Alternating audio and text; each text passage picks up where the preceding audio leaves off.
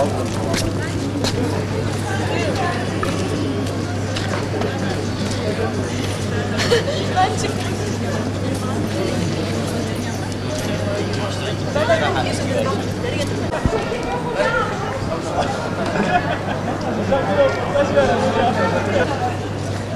Amerika'nın üsleri Türkiye'den kaldırılmalı mı?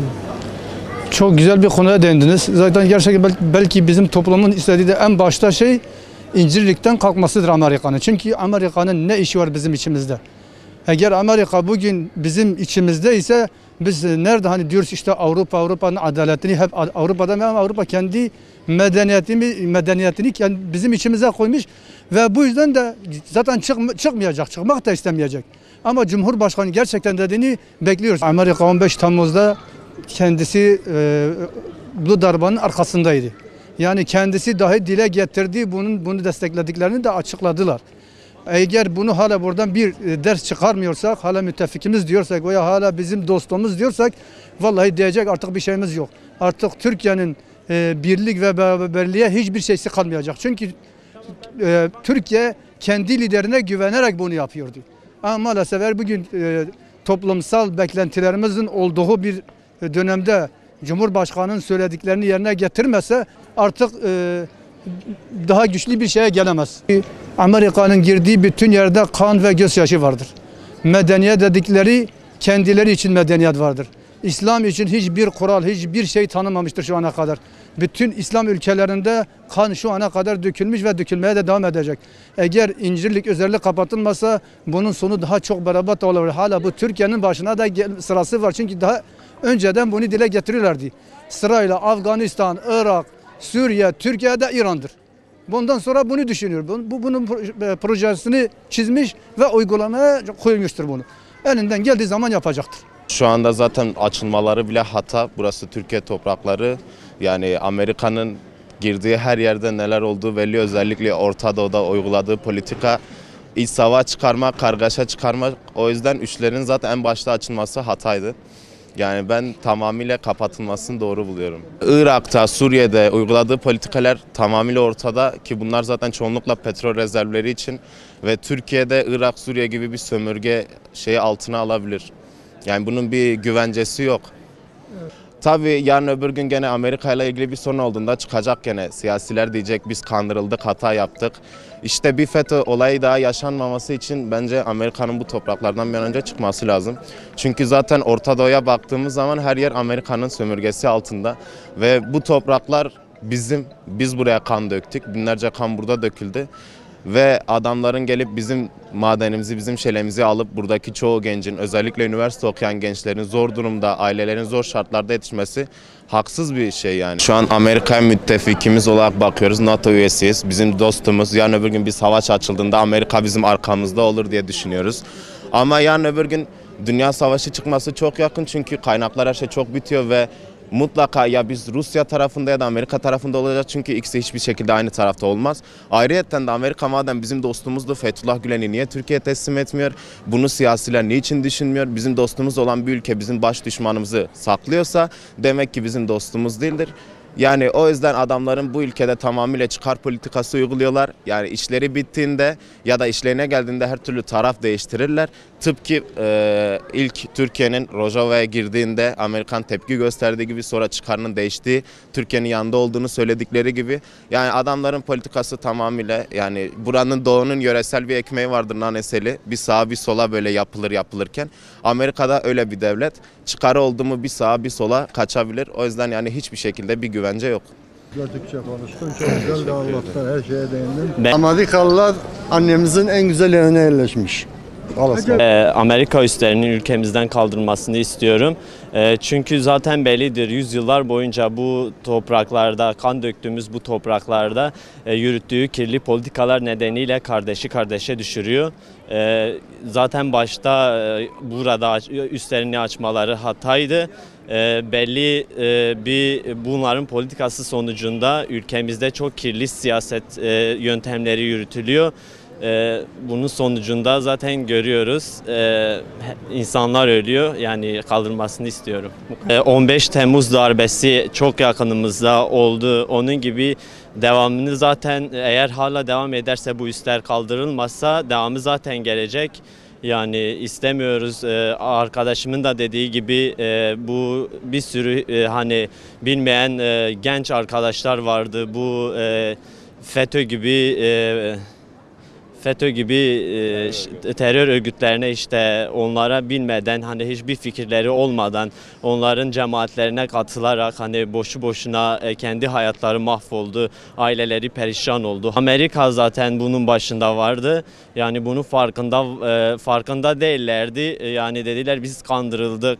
Yani bunun devamını gelmemesi için üstlerin kaldırması gerekiyor diye düşünüyorum.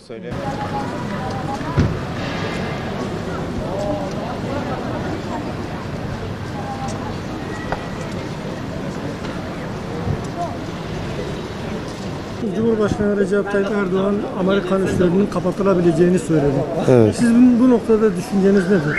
Yani düşüncem dediğim gibi kapatılmalı fakat gücümüz yok. Yani biz bir Amerika'ya karşı güç kullanamayız. Yok o güç bizde. Ancak birlik, beraberlikle olur. Keşke kapatabilseydik. Çünkü her şeyin arkasında Amerika olduğu bir gerçek.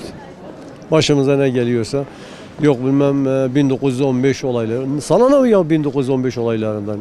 100 yıl geçti, 110 yıl geçti. Daha ne istiyorsun? Yok Suriye'de, yok İran'da.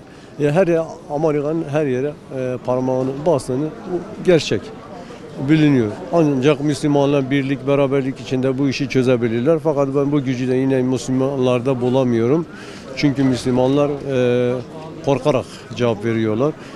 Ki o silah gücü de olmadığı için yani yok. Gerçekçi olsak yok. Gücümüz yok. Yoksa kapatılmalı. Bir an önce kapatılmalı. Cumhurbaşkanımıza haşa laf atıyorlar, bize atıyorlar, birliğimize, beraberliğimize, dinimize her şeyi söylüyorlar. Biz de tabii ki burada tepkimizi nasıl verebilir? Keşke ben de o tepkiyi verebilsem. Yani yüzlerine karşı. Ama tabii veren de var. FETÖ terör örgütünün arkasında da var. Zaten bugün elebaşı oradadır. Amerika'nın gözetimindedir. Onu destekliyor. Yoksa kaç sefer Sayın Cumhurbaşkanımız istedi, vermediler. Demek ki gücümüz yok. Yani bu manaya geliyor. Yoksa Fethullah Gülen denen terörist şu anda oradadır. Tüm mesele İslam ülkelerin Irak, İran, Suriye, Yemen, Arabistan, nedir diğeri, Pakistan. Nerede bir Müslümanın canı yansa hepimizin canı yanıyor olması lazım. Yani bunlara yardım etmemiz lazım. Cumhurbaşkanımız bazı yerlere tabii ki destek veriyor. Ama bütün İslamiyet'e de bakacak gücümüz yok. Evet. Keşke Müslümanlar bir olsa zaten bu Orta Doğu'nun petrolü çoktur, herkese yetiyor. Onların parası da var, gücü de yani para gücü var, petrol gücü var, başka güçleri de yoktur. Evet. Ama keşke birlik olsalar, beraberlik olsalar, bütün Müslümanlara yardım etseler. Bu emperyalist güçlere de birlik olsalar, beraberlik olsalar ancak bu türlü bu tehditlerden altında kalabilir. Eğitim Destek Platformu'nun Siirt İl Koordinatörüyüm, bölge koordinatör yardımcısıyım. Bunun dışında büyük vakıfta da üyeyim. Şu anda da Siirt Kızılay Şube Başkanıyım. Yani bu iş tarihçilerin ve arşivlerin, belgelerin ortaya konduğu, onların bilim adamlarının, tarihçilerin buna cevap vermesi gereken bir konuyu maalesef politize ederek Amerika'da işte Ermeni lobisine, ama malum olduğu üzere Amerika'da yeni bir seçim var. Orada da bir politika üretiliyor. Ermeni lobisine, Yahudi lobisine bir mesaj vermek isteniyor. Oradan onların oylarını alabilme adına böyle bu tür atrakslar yapıyor. Bunu Fransa'da görüyoruz, İngiltere'de görüyoruz. Böyle temcit pilavı gibi pişirip tekrar gündeme getiriyorlar. Ama hakikat ortada. Yani hatta Ermeni mezalimini yaşayan bizim Güneydoğu ve Doğu Anadolu insanımız bunu yaşamıştır. Sonradan yapılan bütün kazılarda toplu mezarlar ortaya çıkmıştır. Taşnak örgütlerinin toplu katliam yaptıkları. Bunu şeyde görüyoruz zaten. Azerbaycan'la Karabağ sorununda görüyoruz. Yani kim kimi boğazlamış orada bellidir. Ama sürekli Türkiye'nin başını ağrıtma adına sürekli bu Avrupa meclislerinde, Amerika meclislerinde Türkiye'yi bağlama, Türkiye'yi zora düşürme adına bu tür şeyler ısıtılıp getiriliyor. Bunların bir hakikati yoktur. Bunların bir aslı astarı yoktur. Cumhurbaşkanımız defalarca kez gelin buyurun arşivlerimiz ortadadır. Bilim adamlarıyla gelin bunu ispat edin. Öyle bir şeyiniz varsa ama değilse de hakikati ortaya koyun diyor. Tabii biz burada Sayın Cumhurbaşkanımızı destekliyoruz. Hakikati ortaya koyuyor, onu söylüyor. Hakikat de ortada. Yani bu zulmü, mezalimi yaşayan maalesef Türk insanı olmuştur. Yani Amerika üslerini yani kapatmalı bence. Çünkü üsleri nerede varsa orada savaş var. Katliam. Yani bence buna bir dur demenin zamanı gelmiştir, vakti gelmiştir. Onun için yani Amerika'daki üsler kapatılmalıdır. Dünyadaki tüm gözyaşların sebebi Amerikan'dır. Bu nedenle bunun üstü kapatılmalıdır. Bütün İslam ülkelerinde, tek Türkiye'de değil abi. Bu kadar. Tabii ki biraz cesaretini gösterse yani artık biz de başımızı kümeden çıkaralım yani şimdi bütün İslam ülkelerini göz kapatmakla şey yapıyor, Amerikan'a bakıyor, tamam mı? Kendini kümeye koy, aman Amerikan bize karışmasın. Biz zaten böyle görmüşüz, böyle görüyoruz. Mesela Suudi Arabistan tümünü onun elinde. Efendim söyleyeyim, onun elinden olmayan bir devlet ne yaptı? Mısır'ı, Türkiye'yi de bak karıştırdı ama Allah kurtardı. Mısır'ı tümünü bitirdi yani. Kendi adamına verdi. Muhammed Kaddafi ne yaptı onu? Onu ortalıktan kaldırdı. Nedir? Yani ona karşı çıkan böyle yap. Ama bize böyle bunu yapamaz yani. Biz tek yumrukuz. Bize böyle, Türkiye'ye böyle yapamaz Allah'ın izniyle. Tabii ki başka ülkeler de yani Orta Doğu'yu onlar da akıllasınlar. Yani Türkiye'ye destek versinler. Kardeşliğimizi kazansınlar. Biz bir olduğumuz zaman yani Amerikan değil ve tüm dünya gücü bize yetmez. Kesinlikle bu doğrudur. Şimdi de Amerikan'ı eğer İncirlik'te kapatsa bile Amerikan hiç umurumuzda değildir. Yani Kapatılmalı mı sizce? kapatılmalı. İki tane devlet var. Bir Amerikan bir de İsrail. Bunların yani güçlerini dünyaya yetiyor gibi kendini gösteriyorlar. Ama eğer Orta Doğu birbirinize, İslam ülkelerini birbirine destek verirseler Amerikan hiçbir şey yapamaz. Ya bence Amerika'nın Türkiye'nin dostu olmadığı apaçık ortada. Yani dediğim gibi 15 Temmuz darbe girişiminde de yakıtlar oradan alındı, uçaklar oradan kalktı. Bence Cumhurbaşkanımız haklı, kapatılmalı bu üsler. Türkiye'ye zarar veriyor. Amerika girdiği her ülkeye zarar vermekten başka bir şey yapmıyor. Dediğim gibi bu Arap Baharı'nı başlatan ülkelerin başında yer alıyor zaten. Bu bütün Orta Doğu'yu ele geçirme planı gibi bir şey bu. Benzin yataklıklarını, değerli elmasları olsun, madenleri olsun. Yani alan yer Amerika hep zarar yani. Hep katliam, kötü. Hiç kimseye dost olarak yaklaşmaz. Herkese bir çıkarı olmasa hani selam bile vermez diyelim yani öyle. Bu üsler burada olduğu sürece Türkiye'de her zaman darbe olacak. Türkiye kalkınamayacak. Yani bu üslerin kapatılması gerekiyor.